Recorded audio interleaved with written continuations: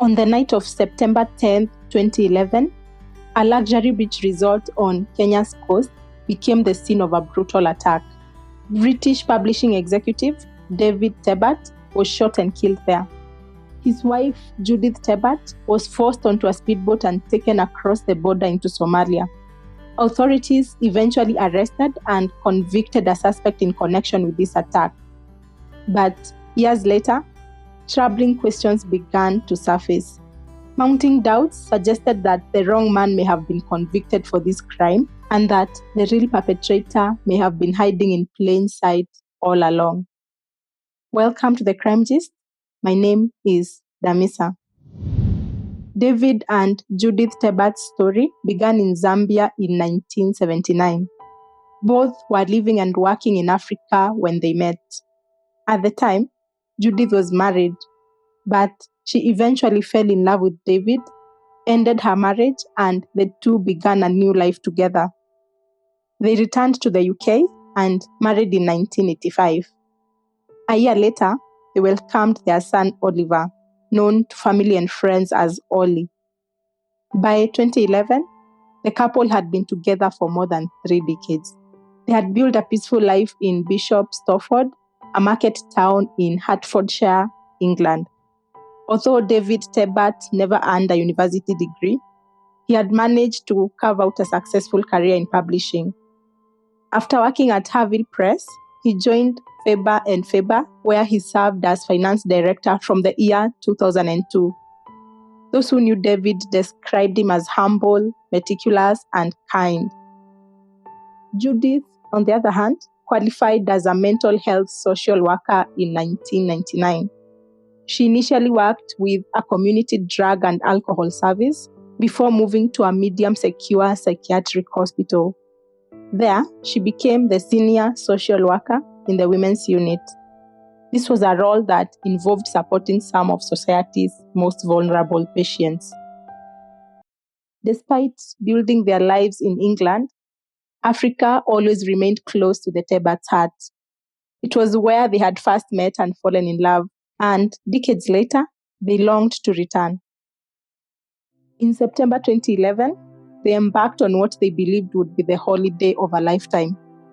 Their itinerary included a week-long safari in the Masai Mara, followed by a relaxing stay at a secluded beach resort on Kenya's coast. David Tebbutts had especially looked forward to visiting Lamu town. Lamu was a destination he had long wanted to experience. So, after spending a week on safari in Kenya's Masai Mara, David and Judith Tebbutts boarded a small aircraft bound for Kiwayu village. Kiwayu village is a secluded beach resort on the Kenya's north coast. They arrived there on September 10, 2011. The resort lay about 30 miles north of Lamu and just 40 kilometers south of the Somali border, a border that at the time was notoriously porous. Kiwayu village offered complete seclusion. There were no roads leading to the resort. Guests would only arrive by boat or light aircraft, and once they did, the outside world seemed to disappear. It was exactly the kind of destination people sought when they wanted to escape everything. Over the years, it had attracted wealthy travelers and even celebrities, including Mick Jagger. But on the night the Tebbutts checked in, they were the resort's only guests. That fact unsettled Judith a bit. The silence there was almost eerie, and the cottage they had been assigned stood some distance from the main building. She admitted feeling uneasy. David, however, brushed aside her concerns, reassuring her with a smile. "Don't worry," he told her. "This will be our Robinson Crusoe experience." And so they settled in for the night. What almost no visitor to Kiwayu village knew was that this resort had been on the radar of the Somali militant group Al-Shabaab for years. According to earlier intelligence reports, a Kenyan Al-Shabaab commander known as Kahale Famau Kahale had discussed targeting Western tourists at Kiwayu. He believed that abducting foreigners would increase the likelihood of securing lucrative ransom payments. The same intelligence suggested that militants had been scouting the area as early as 2008. Just months before, authorities had reportedly learned that there was a group seeking a faster boat specifically to transport kidnapped tourists across the border to Somalia. Yet, none of those warnings appeared to have reached the Tebbutts or the public. And hours after they arrived at Kiwayu, the nightmare began. Shortly after 1 a.m. on the early morning of September 11, 6 armed men landed near the resort by boat and quietly approached the Tebbutts cottage. Judith awoke to the sounds of a struggle. In the darkness, she could hear David fighting with intruders. Before she could make sense of what was happening, the barrel of a rifle was thrust against her, and she was dragged out of the room. As she was being pulled towards the beach, she saw David desperately pleading with the attackers. What Judith did not witness was the moment they shot him. David Tebbutt was shot and killed inside their cottage at Kiwayu Village Resort. Judith was then forced onto a waiting speedboat, which sped north across the Indian Ocean and into Somalia. By sunrise, this peaceful luxury resort had become the scene of an international crime. One victim was dead, and the other had vanished into one of the world's most unstable countries. Judith would then spend a total of 192 days in captivity.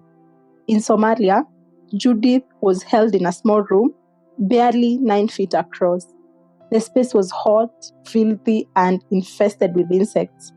She had little opportunity to wash herself or her clothes, survived largely on a potato diet, and spent most of her captivity under the constant watch of armed guards. For nearly 2 weeks, she didn't know whether David had survived the attack. Then came a phone call. Her captors handed her a phone so she could contact her son in England as part of their ransom negotiations. During the conversation, Judith asked a simple question: "How is Daddy?" Her son hesitated before telling her the truth. David had been killed the night she was abducted. The news shattered her.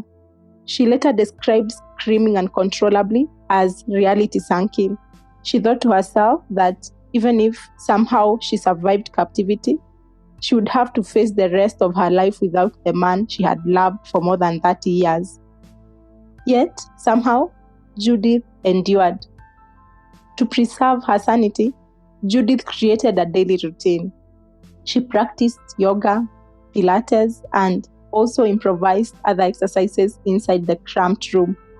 She also learned a handful of Somali phrases, including hello, thank you, and good night, hoping that if her captors saw her as a human being rather than simply a hostage, they might treat her with a little more compassion.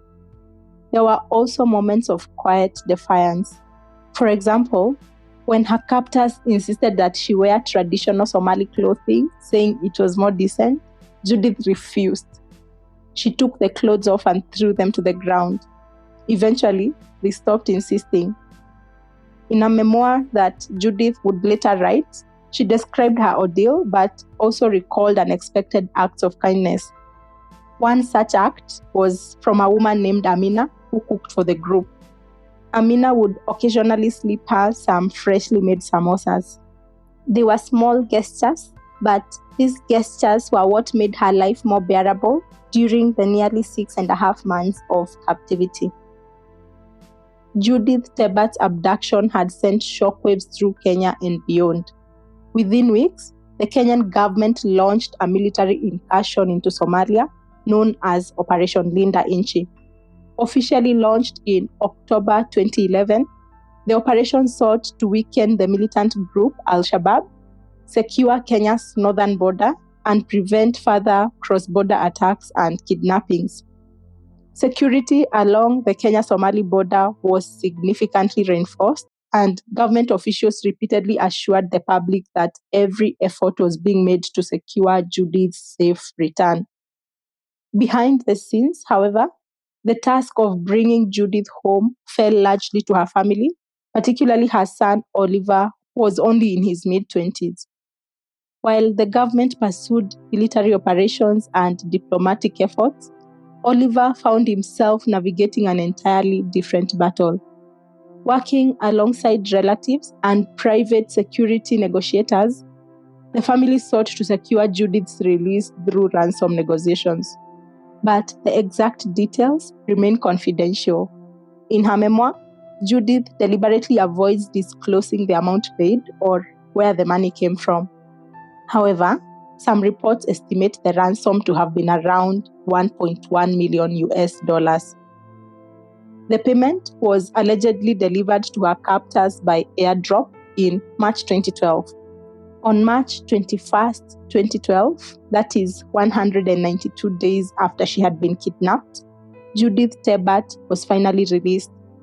Footage from that day shows a woman who appears exhausted, frail, and emotionally drained. After more than 6 months in captivity, she weighed around 70 pounds or 32 kgs. She was first flown to Nairobi before returning home to Bishop Stortford in England. But although she made it home alive, life would never return to what it had been. The intense publicity surrounding her ordeal made it impossible for her to quietly resume work as a senior psychiatric social worker. This forced her to leave the career she had spent years building. While Judith was beginning the long process of rebuilding her life, investigators were under immense pressure to find those responsible for her husband's murder and her abduction. Shortly after the attack, detectives from the Metropolitan Police Service Counter-Terrorism Command traveled from the UK to assist the Kenyan authorities. The British team was led by Detective Chief Inspector Neil Hibbard of Scotland Yard. He worked alongside the Kenyan investigators on what had become an internationally significant case. Eventually, investigators announced that they had identified a suspect. His name was Ali Babitu Kololo. Kololo was a local man from the Boni community, which is one of Kenya's smallest and most marginalized ethnic groups. In his mid-20s at the time, he was a father of 2 and he earned a modest living as a woodcutter and honey gatherer. Kololo had received very little formal education and was unable to read and write proficiently. Notably, prosecutors did not at all allege that Kololo had fired the fatal shot that killed David Tebbutts or that he had been one of the men who physically abducted Judith. Instead, the prosecution argued that he had acted as a guide. According to investigators, Kololo had previously worked as a night guard at Kiwayu Village Resort. And because the attackers appeared to move directly to the Tebbutts cottage, prosecutors alleged that someone with detailed knowledge of the resort must have led them there.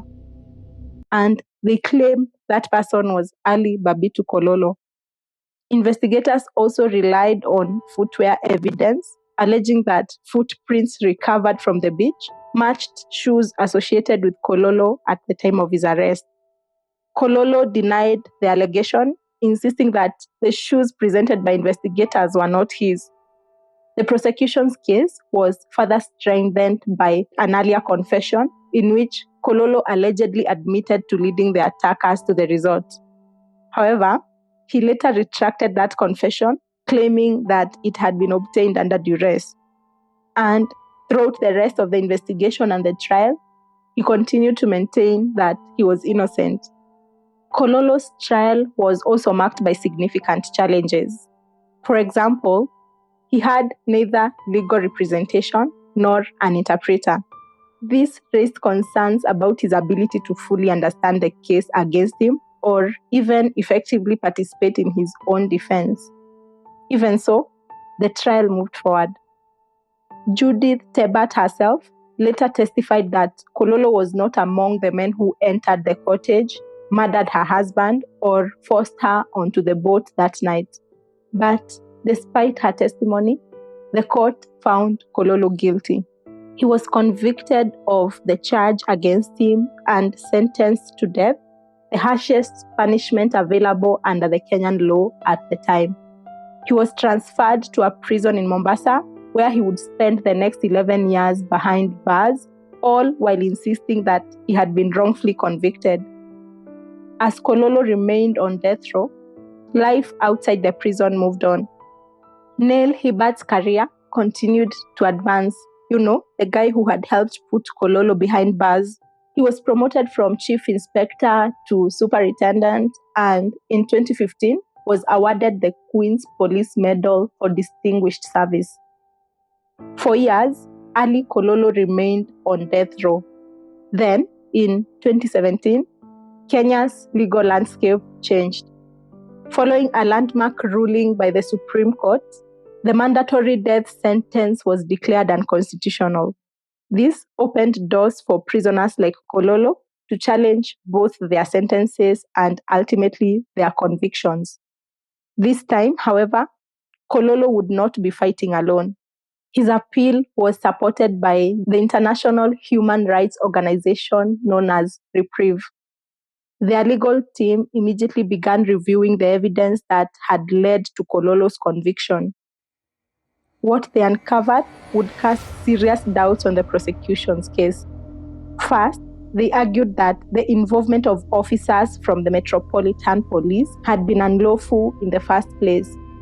Under long-standing UK policy, British officers are generally prohibited from assisting overseas investigations if that assistance could foreseeably contribute to the imposition of the death penalty. Reprieve alleged that those safeguards had not been followed in Kololo's case, but an even more troubling issue emerged from the forensic evidence. One of the central pieces of evidence presented during Kololo's trial involved a pair of distinctive rubber sandals. Prosecutors argued that footprints found near the crime scene matched footwear linked to Kololo. During preparations for the appeal, however, Reprieve obtained documents showing that a Scotland Yard footwear expert had compared the crime scene footprints with Kololo's shoe size. According to those findings, the footprints were inconsistent with Kololo's feet. The shoes that made the prints were approximately 2 sizes smaller. That expert opinion was not disclosed during the original trial. The appeal team also pointed to evidence from the arresting officer indicating that Kololo was not wearing any shoes when he was arrested. Taken together, the new material painted a very different picture from the one presented to the trial court. After reviewing the evidence, the appellant court quashed Kololo's conviction. And in 2023, after spending 11 years behind bars, Ali Babitu Kololo walked free. Freedom, however, was just the beginning. With the support of the organization Reprieve, Kololo filed legal proceedings against the Metropolitan Police and the British government, alleging that misleading evidence and failures in disclosures had contributed to his wrongful conviction. He sought compensation as well as an acknowledgement of the role that the UK authorities played in this case. The allegations also prompted an investigation by England's Independent Office for Police Conduct, or IOPC. The watchdog concluded that Detective Neil Hibbard had a case to answer for gross misconduct. This was based on the fact that key forensic evidence that did not support the prosecution's case had not been disclosed to the Kenyan court. According to the IOPC, that omission significantly misled the trial court and contributed to a serious miscarriage of justice. However, and sadly, no disciplinary action could be taken against Hibbard. Hibbard had retired from the Met Police in 2017, several months before changes in the UK law allowed retired officers to face gross misconduct proceedings. Because the legislation was not retrospective, the IOPC said it had no legal power to pursue the matter further. Kololo's civil claim for compensation remains before the Central London County Court. As Kololo's conviction fell apart, attention increasingly shifted to another name. For years, Kenyan intelligence officials had identified Kahale Famau Kahale, an alleged Al-Shabaab operative as the man they believed orchestrated the attack on the Tebbutts. Investigators alleged that Kahale had been targeting Kiwayu village long before September 2011. They also linked him to the kidnapping of another European tourist, a French national named Marie, who was abducted from a nearby beach just weeks after Judith Tebbutts. Marie later died in captivity after her essential medication was left behind. According to intelligence officials, the attack on the Tebbutts was allegedly carried out by a group of Kenyan recruits from the fishing town of Kiunga under Kahale's leadership. Authorities said they believed that there was sufficient evidence to charge him with murder, abduction, and robbery. But despite those allegations, Kahale has never been brought before any court and remains at large. More than a decade later, the consequences of that night continue to ripple through many lives. David Tebbutts' colleagues and family chose to honor his memory by establishing the David Tebbutt Trust. This is a charity that provides scholarships and internships for aspiring publishing professionals, particularly those seeking to enter the industry through non-traditional paths, much as David himself had done. Oliver Tebbutt, who found himself negotiating for his mother's life while still in his 20s, has said that his father would have been deeply proud of the opportunities the trust has created. Judith eventually told her own story in her memoir, A Long Walk from Home, offering a deeply personal account of survival, grief, and rebuilding a life after unimaginable loss. And then there's Ali Kololo. He is the true definition of resilience. 11 years of his life were spent behind bars for a crime he didn't commit. Nothing will ever give Kololo back those years he lost. We can only hope that he's able to rebuild a life and put the past behind him. Meanwhile, one question still lingers. Who was truly responsible for the attack that changed so many lives on that September night in Kiwayu? The sad thing is, the real murderers are still out there more than a decade later. Let's hope that one day the long arm of the law will catch up with them. That brings us to the end of today's episode. If you enjoyed this story, please don't forget to subscribe, to like, and to share this episode with other true crime lovers like yourself. See you right here on the next one.